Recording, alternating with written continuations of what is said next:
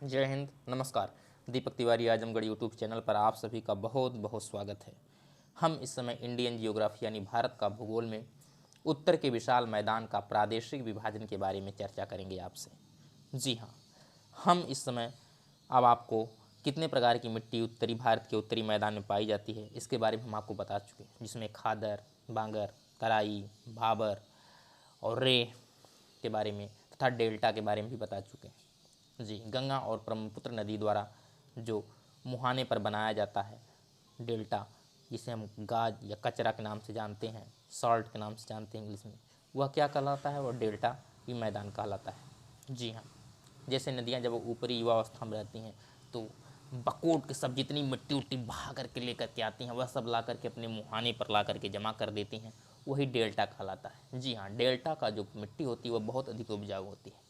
हम इसके आगे चलते हैं उत्तर के विशाल मैदान के प्रादेशिक विभाजन के बारे में। जी हाँ, यहाँ से चलते हैं सिंधु तंत्र का मैदान। जो सिंधु तंत्र का मैदान होता है उसके बारे में हम जानकारी प्राप्त करते हैं।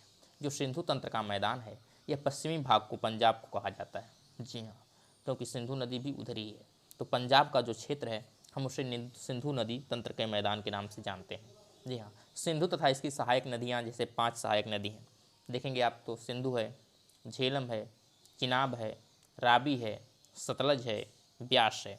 ये पांचों नदियाँ जिन्हें हम पंचभूमि के नाम से भी पंजाब को जानते हैं, कभी कभी एग्जाम में पूछ देता है। तो इन पांचों नदियों द्वारा निर्मित किए गए मैदान का बहुत बड़ा हिस्सा देखेंगे आप लोग तो पाकिस्तान में चला गया है।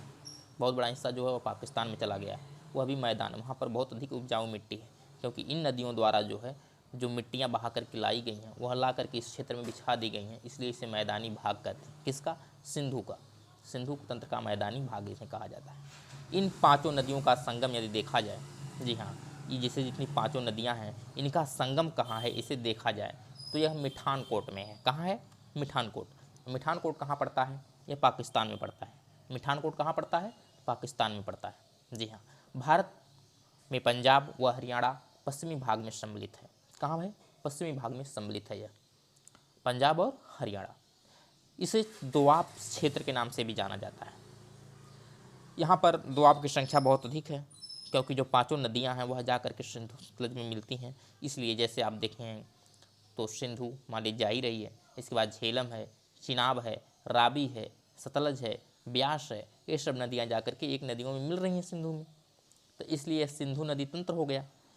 अब इसके बाद हम समझते हैं एग्जामों में बार बार पूछता है कि दो आब किसे कहते हैं। जी, दो आब किसे कहते हैं? तो दो नदियों के बीच का जो क्षेत्र होता है हम उससे दो आब कहते हैं। बार बार एग्जाम में पूछा गया, अगली बार पीजीटी 2023 और 21 वाले में पूछा था कि दो आब किसे कहते हैं, तो दो नदियों के बीच की भूमि को दो आब कहते हैं। जी हाँ, अब यह भी एग्जाम में पूछ देता है कि किस दो आब का क्या नाम है।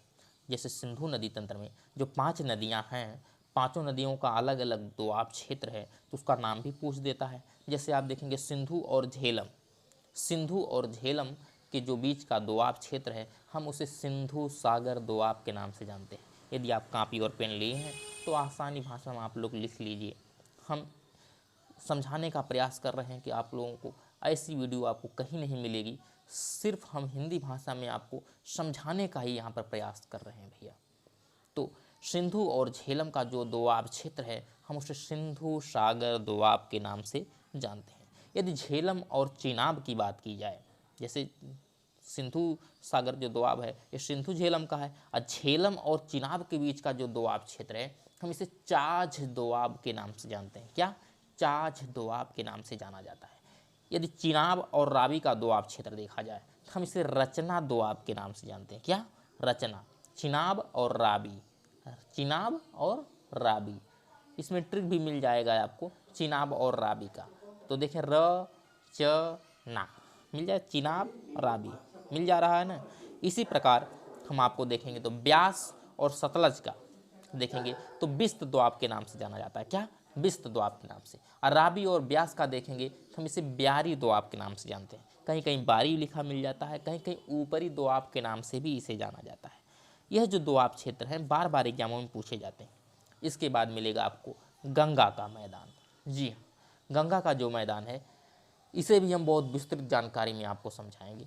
मिलते हैं अगली वीडियो में, तब तक के लिए धन्यवाद।